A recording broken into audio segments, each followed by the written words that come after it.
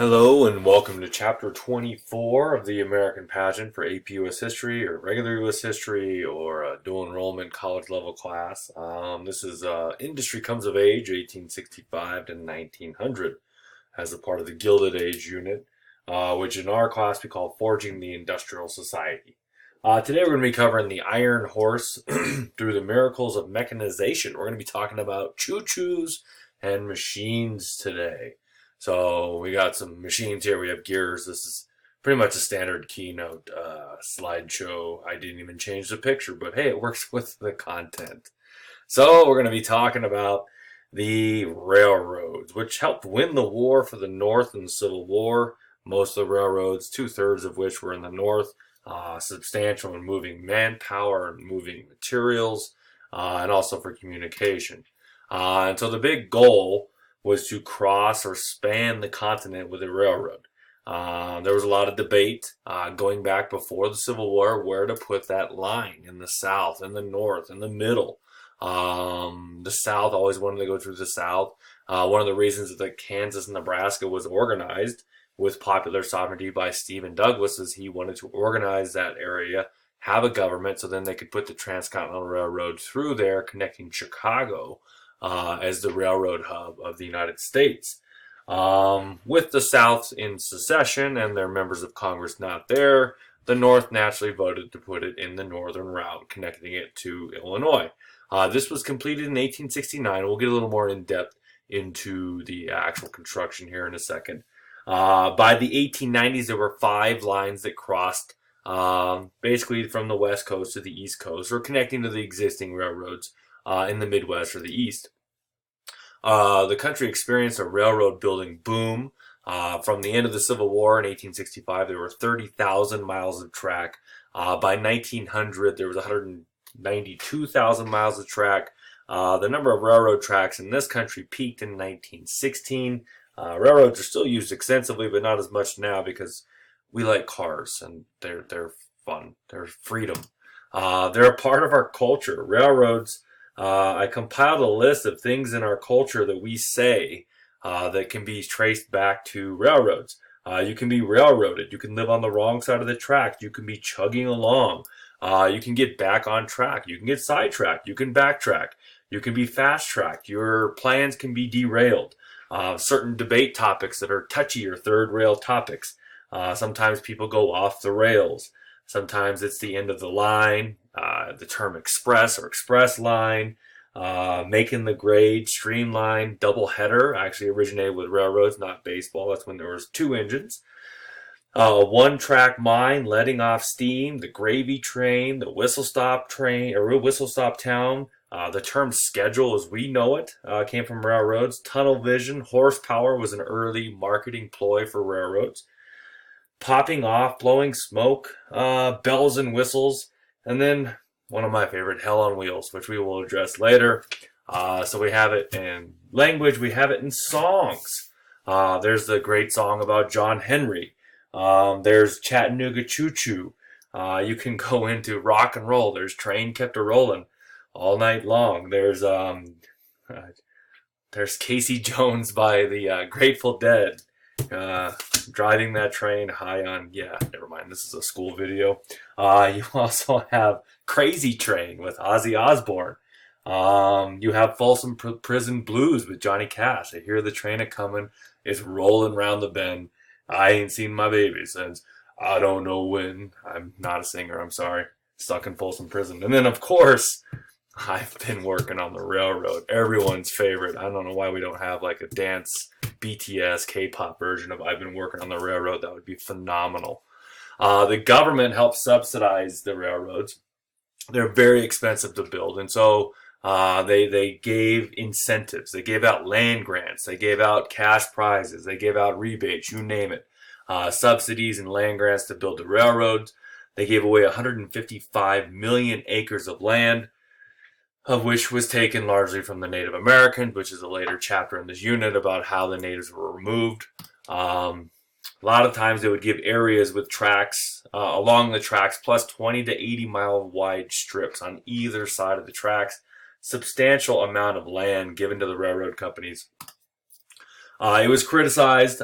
People didn't like that, but it helped the government, it helped the economy, it helped land values, it connected the population, it helped communication. It benefited the whole country. It was controversial at the time, not crazy controversial, but people complained about it. Naturally, people complain about everything. And so, government subsidies that they worked because it was expensive, but it benefited most of the people in the country. Here's a picture. Oh, that's over 10 years ago of my family and I going to see Thomas the Tank Engine. Once again, trains in our culture. Even though it's a British show, that's in Golden, Colorado at the Train Museum. My son was really into Thomas back then. This is in 1889, the number of tracks in the United States. We had 259,000 miles of track. All of Europe combined only had 220,000. If you look at the number, the total world had 595,000. The United States had more than half of the railroad tracks in the whole world. It connected the country. So in 1862, Congress decided to build the railroad in the North. Remember, the South's gone. And so they hired two companies, kind of an ingenious way to do this. And they put one company on one end and the other at the end, and they had them race to the middle. And whoever won the race got more land grants, more money, more pay. Instead of taking forever to do a project and have surveys and let's hire consultants, let's have a competition. There won't be any side effects, will they? No, I'm being sarcastic. The two companies I hired, the Union Pacific, who moved west from Omaha in Nebraska. They, in terms of economic viability back then, hired the cheapest workers they could find. And so predominantly most of the workers for the Union Pacific were Irish and African American workers. The Central Pacific moved east from California. I jumped ahead, I'm sorry. They were awarded federal loans of $16,000 flat and 48,000 mountains for every mile of track they laid. Meaning, for every mile of track in flatland, Nebraska, Wyoming, all those places, they got 16 grand. When they went to the mountains, 48,000, some of the mountains in Wyoming, this is really going to apply to the California, the Central Pacific. They also received 20 square mile plots next to the lines. They were often attacked by natives. They lived in tent cities, and so they had to bring in their supplies on trains on the tracks that they furnished, that they built. And so they brought in food, they brought in water, they brought in, you name it. The materials to build the railroads were brought in on trains. To feed them, they killed thousands and thousands of buffalo. This also is where you get the notion of hell on wheels. Their enjoyment, the entertainment was brought in on trains, and they actually had a red light district and a mobile bar and all the nasty, awful things you can think of, which makes for the Wild West and probably good movies and stories and things like that. There's also the Credit Mobilier scandal, which we talked about in the last chapter, where they hired their own construction company and charged way more money than they should. They gave out stock to congressmen. The vice president was implicated, Grant's personal secretary. It netted $73 million for only $50 million of work. That's good business if you can get away with it, but they didn't. They laid in all 1,086 miles of track. So technically they won the race. They laid more track, but it's mainly flat land. So the Central Pacific moved east from California, from Sacramento. They had lines from San Francisco to Sacramento at that time. They hired the cheapest workers they could find, and at that time they were the Chinese. They only laid 689 miles of track, but they had to go through the formidable Sierra Nevadas, which they're granite and very tough rock. And they might not have achieved it if it wasn't for the invention of nitroglycerin or TNT or dynamite, little AC/DC song, invented by Alfred Nobel Prize, kind of all connected. And so it was a little slower going for them. The four chief financial backers of the Central Pacific was the big four, included Leland Stanford. You might have heard of him, Stanford University. That was his. And Collis P. Huntington. Huntington Beach is named after him. This is an iconic photograph of a Native American out west, seeing that the iron horse, the tracks laid in their land, and it's the creeping civilization of the whites showing up on their doorstep. So the railroad was completed on May 10th, 1869. They met northwest of Salt Lake City in Promontory Point, Utah. And to commemorate the situation, they drove in a golden spike into the rails. I don't think they left it. It would have been stolen. It was a commemoration. Stanford drove the golden spike to commemorate the occasion, which meant that the country was connected. They could trade with Asia. As they put the railroads down, they put telegraph lines up, so there's instant communication. The country is connected. Huge achievement back then to succeed in doing this. And then the ironic part is when they were done, they had to go back and fix all the track because they raced so quickly that they didn't really lay the track as well as they should have. It wasn't up to standards. They couldn't really use it for transportation yet. So it didn't officially open for almost another year. Maybe that's a side effect of going a little too fast. Here's a little map that shows you Omaha to Sacramento, and they met in the middle in Promontory Point, Utah. I know someone from Colorado was always disappointed that they didn't go through our state initially, but there's big mountains here. Good for skiing though. Here's the famous photograph of the two trains meeting, and they're extending the bottle of champagne and the glasses, and they're shaking hands, and it looks like a good old time. Yay.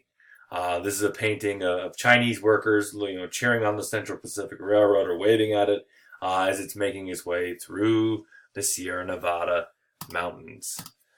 So, in all, there's 5 transcontinental railroads built. You have the Northern Pacific Railroad running from Lake Superior to Puget Sound, which was completed in 1883. You have the Atchison, Topeka, and Santa Fe, which went from Topeka to California in 1884. I believe that's the subject of some musical song from like 1946 or something.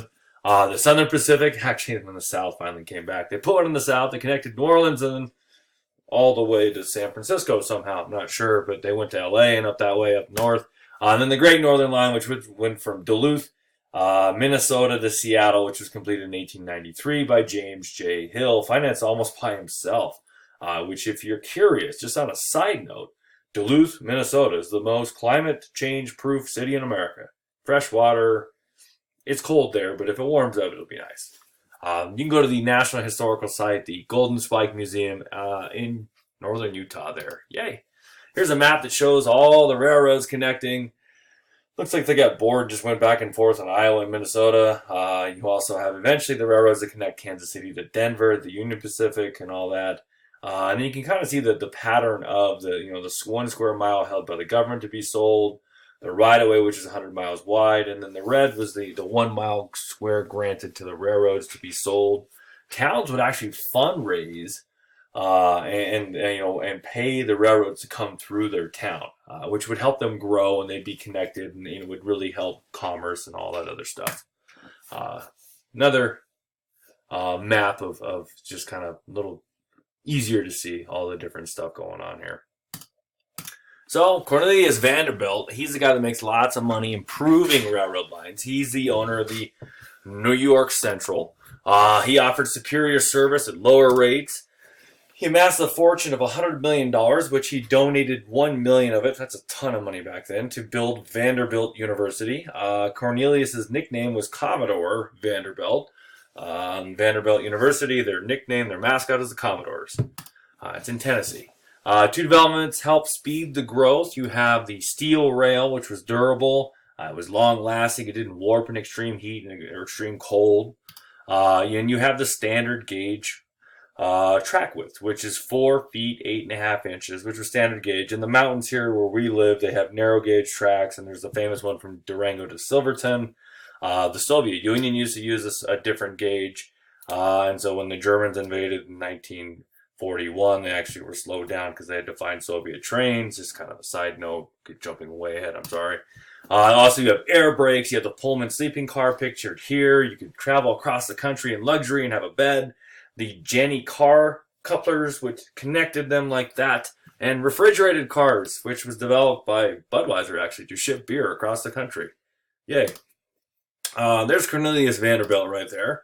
The nation's largest employer were the railroads. 20% of investments in the country were the railroads.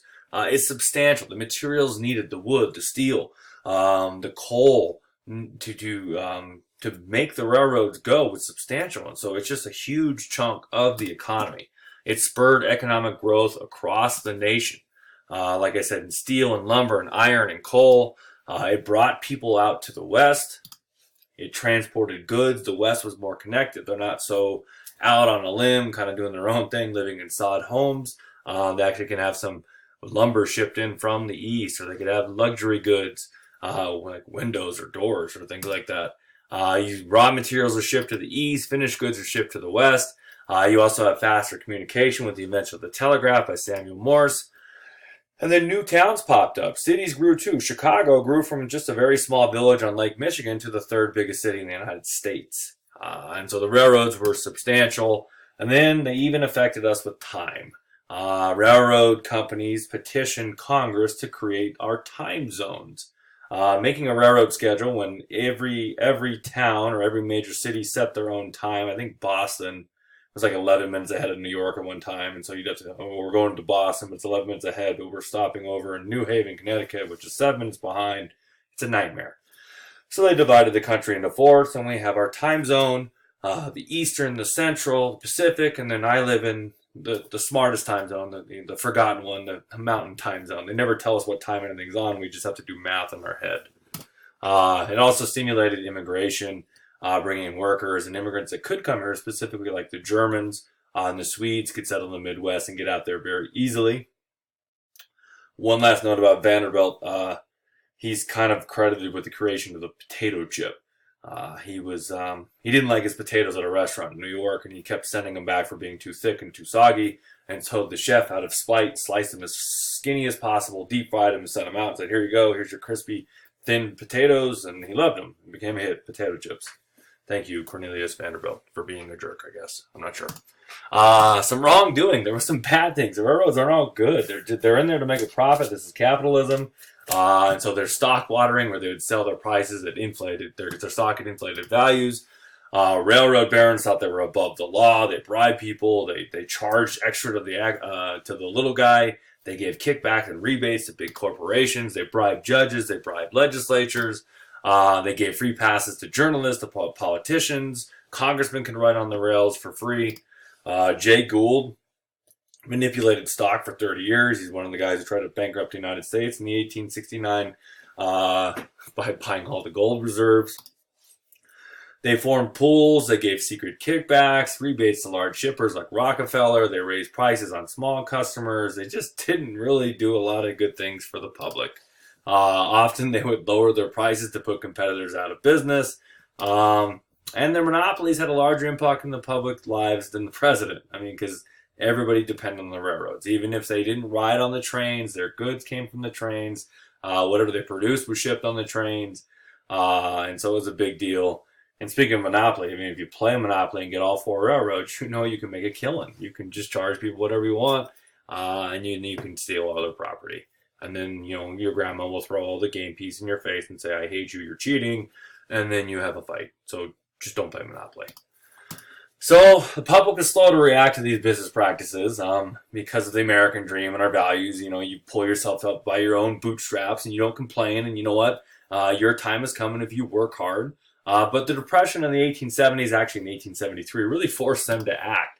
Farmers blamed their woes on railroads. You're charging too much to ship out our seed. You're charging too much for us to ship our finished crops, our corn, back to the East.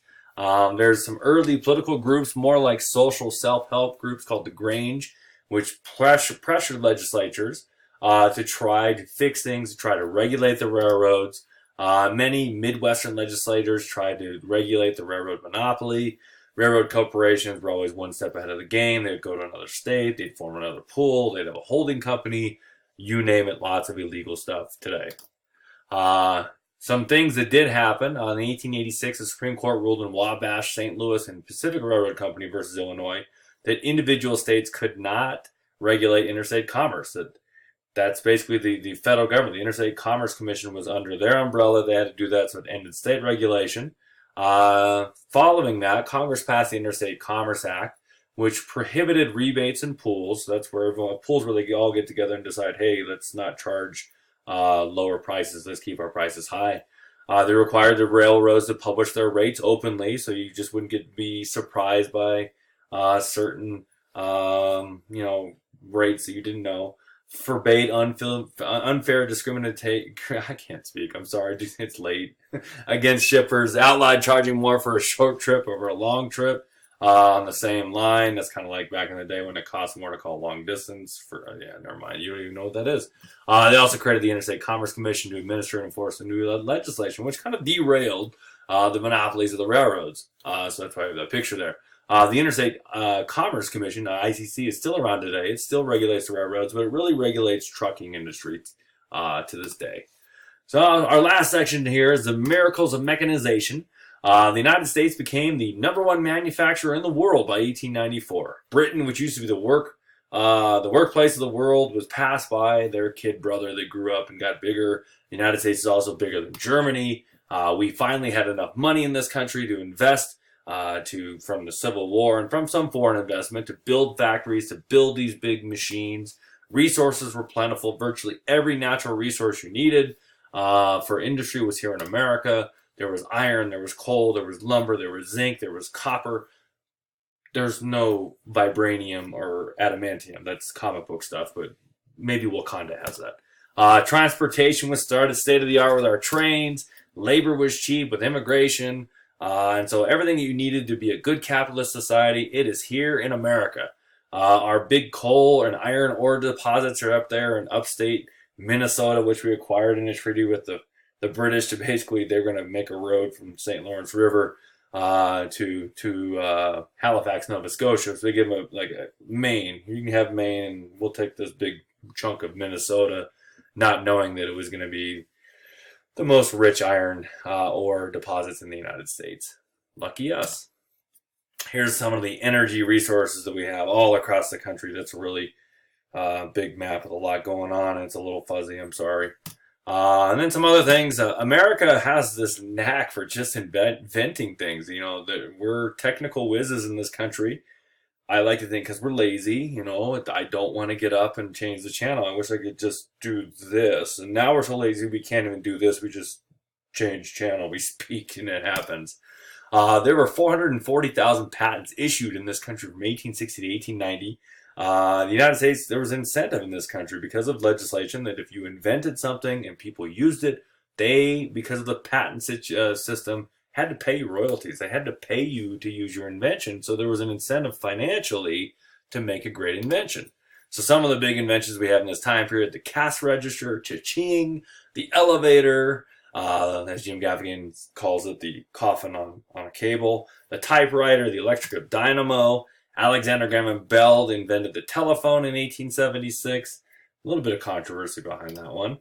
And then you have Thomas Alva Edison, who had 1,097 patents. He's known as the Wizard of Menlo Park, and you were probably lied to as a kid. You were told he invented the light bulb. It's not true. He invented the carbon filament, the tiny little piece that went in the light bulb that made it long-lasting, practical, and cheap. The light bulb had been invented for decades before him. But it's just easier to say Edison invented the light bulb. So we get that there, the long-lasting carbon filament, which is an error. 75% of the energy in those old carbon filament light bulbs produce heat instead of light. So that's why our country is moving to LED and fluorescence and trying to save energy. Go green or go home, I guess. Also, we have the stock ticker, the phonograph, the motion pictures. Those are all credited to Thomas Edison. There he is working in his lab. He's not a very nice guy. If you read about him, he's kind of a disappointment. And that's all we got for today. If you have any questions or comments, put them in the comments here on the video.